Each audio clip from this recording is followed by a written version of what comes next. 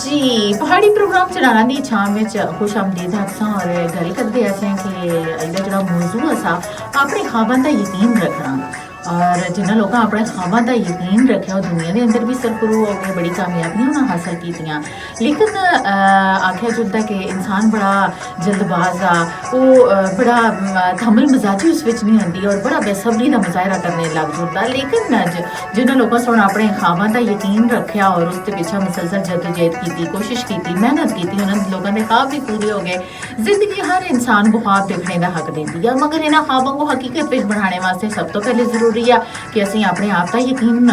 रखा सगों खुद का एतमाद होना चाहिए अक्सर लोग रस्ते में मुश्किलात दूसरों का या कुछ तनकीद ऐसी कर छोड़ते हैं कि वो लोग दूसरों को गिराना चाहते होने लेकिन अगर असं उन लोगों दी गल्लां सुनते रहा तो और उसकी वजह तो परेशान हो जुना और अपने आप का एतमाद करना खत्म कर छुना फिर असी रस्ते तो भटक जुलसा याद रखो कि एतमाद जी है ना वो पहली सीढ़ी है क्योंकि अस अगर अपने ख्वाब पूरे करने तो असों को सब तो पहले अपने आप का भरोसा करना पैसी और हमेशा तारीख गवाह रही है कि बड़ी बड़ी कामयाबियां की इब्तदा जी एक छोटे जे ख्वाब की वजह तो हुई है और जिन्हें लोगों से अपने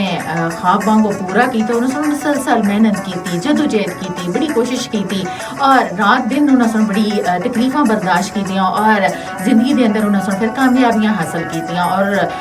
आख्या चलता कि हर नाकामी जी है ना एक सीखने का असों को मौका देती है और कोई भी जी मंजिल है असों तो ज्यादा दूर नहीं जब असी मेहनत करसा कोशिश करसा अपने उतना एतमाद रखसा याद रखो ख्वाब सिर्फ उसी तरह हकीकत बन सकते हैं जो असों को अपने आप का यकीन होवा और जिन्होंने वास्ते असी मुसलसल मेहनत करा जदोजहद करा कोशिश करा तो साडे ख्वाब जोड़े पूरे हो सकते हैं अज सुनो FM 89.4 की फ्रिक्वेंसी तो